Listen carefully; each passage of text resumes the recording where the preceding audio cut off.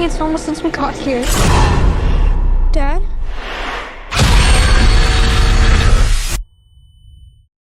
Hi James, nice to meet you. I'm Jack. I'm from Film Focus Online. This is my Hey, Jack. first interview, so I apologise in Oh, advance. wow. Cool. First one of these I've ever done. All right. I saw the film last week. It was a blast. One of the most tension-filled cinema experiences I've had in a long time, and that was since when I was about 14. You scared the life out of me with The Woman in Black. Excellent. Excellent. What was it? Obviously this is a remake of a film from a couple of years ago. What was it that drew you to this particular project and one made you want to write and direct the film? Yeah, I mean, I've had a kind of been sent quite a few remakes over the years and I've been quite skeptical. But firstly, you got to love the original film. And I love Christian's film. I thought it was so kind of clever and I love the themes. I thought it was so unrelenting. But I think if you're going to think about a remake, it's got to speak to you in a way where you think you can make it different or put your own spin on it. There's no point, I think, making the same movie again. No. You know, people can see Christian's movie and it's great and they should. So I saw this and I thought, well, there's an opportunity to make my version of this story and lean into some of the things that I love in Christian's film, but also, lean into those notions of the themes of social unease and the horrors of everyday life and how we interact with each other and social propriety, but also to take it in a slightly different direction and to set it in the UK. And Yes. that was a Yeah. key conversation I had with Blumhouse first off was, can I can I set this in the UK? Because if I can make it specific to a world I know, Hmm. and I think it'll be more universal because of that. So, and they agreed to that. So yeah, that's how it started. Nice. It's definitely yes, to say when especially in the countryside setting in the middle of nowhere as well, and it's that sort of quite eccentric British kind of Yeah. vibe to it, especially as I say, there's always suspicion that people have of the countryside. It's in the middle of nowhere. That Mm. definitely sort of added to this film, especially as I said, trapped in that one location. There's nothing around.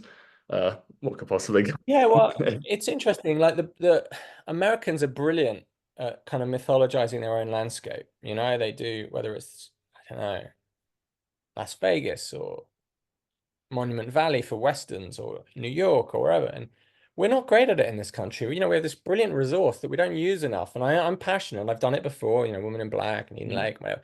Thrillers set in this country. And trying to mythologize, what we have. And I don't know why it doesn't happen enough, but I think it should happen more. And I'm quite passionate about it. So, to try and make films that are written here, shot here, and about here.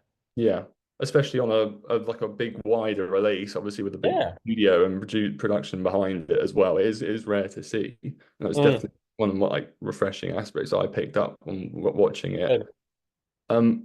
Obviously, with you have a brilliant cast here as well. You got James McAvoy, Mackenzie Davis, Hmm. and Mm. what would they? Did you approach them in terms of getting the role? That or did they come to you? What was it that sort of the process Yeah, I mean, on board? so I wrote the script with McAvoy in mind. So I thought spent a lot of time talking with John Harris, the editor, about when I was writing. Oh, wouldn't this be brilliant? John has edited a few movies with McAvoy in, and he was like, "That's got to be McAvoy, isn't it?" I'm like, "Yeah, well, it'd be cool." So, but we send it to him.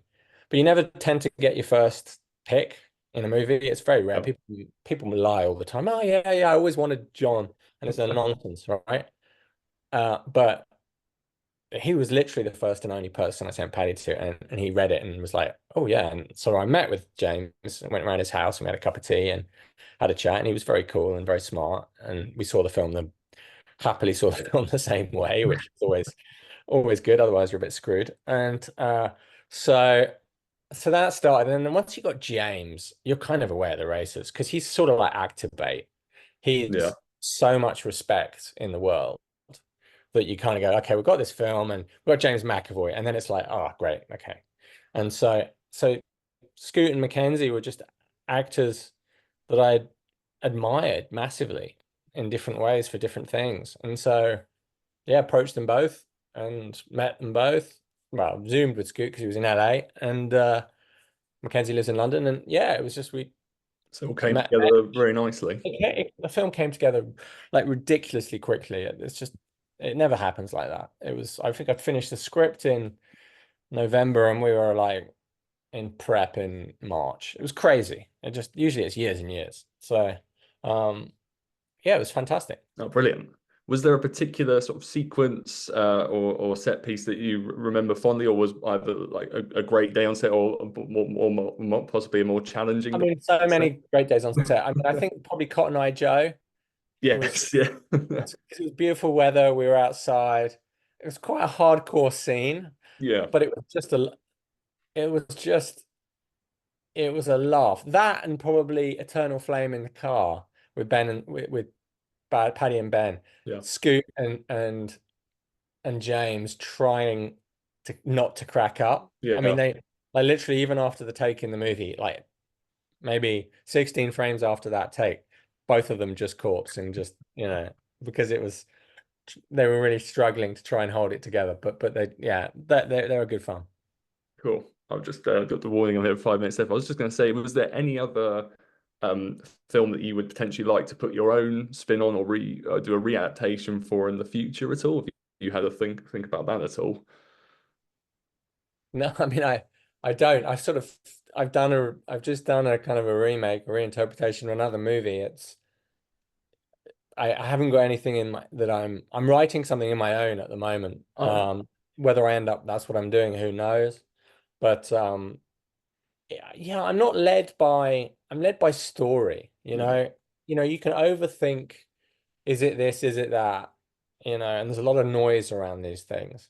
But ultimately, when you're spending a year and a half of your life making something, you have to go, is this a good story? Are these interesting characters? Can I lean into them? Can I explore them? Will it be nourishing for me, for the cast, and ultimately for the audience?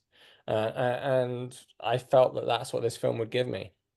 that's good. And yeah, it's as I say, I thoroughly enjoyed it. It was a real. I love a tension, especially one location thrillers for me is just it's right on my alley. So as soon as they got to Brilliant. that house onwards, the tension building, I thought was fantastic. And I was just gonna say there's some great sort of practical effect and stunt work as well. I just wanted to touch on that. How was it sort of putting those elements together? And you obviously had a great team of Mm.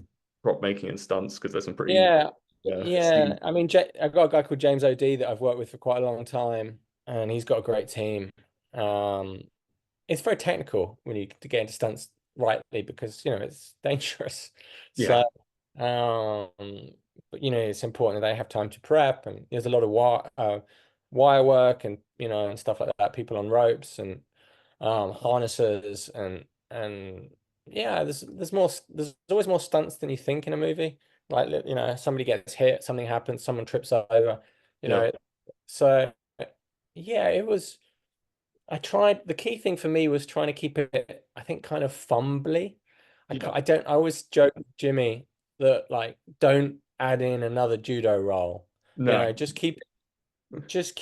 don't get too stunty with it, Jimmy.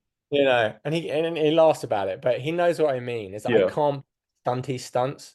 I just want it to be like hapless and a bit crap. And when two guys are having a fight, It feels you know, very scrappy and sort of scrappy. In like fact, scrappy is the claustrophobic. word that was Yeah, used. that was what I was thinking. I was watching it. There's people Yeah, like every hit, sort yeah, of they're like blundering around, hitting each other. yeah, blundering and scrappy Yeah, and a bit rubbish. And that's how it should be. It's like they're not Navy SEALs. They're not equipped to fight.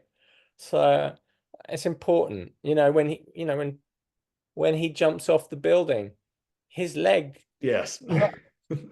He doesn't you just know, walk away from it with ease and dust the yeah, shot. yeah, those things, those kind of realities that I think a lot of, because we live in this Marvel universe where, I mean, the laws of physics no longer apply. Yeah. No, it's good to see proper sort of practical people actually feeling the hits Yeah, and not yeah, walking yeah. away from them all the time. No, well, thank you very much for the time to the interview and congratulations on Pleasure. the movie. It was a blast, and I look forward to seeing what you do next. Thank you. Really nice talking to you. And yeah, Nice talking spread the to you. spread, spread the good word if you can. I will do, absolutely. Thank you very much, James.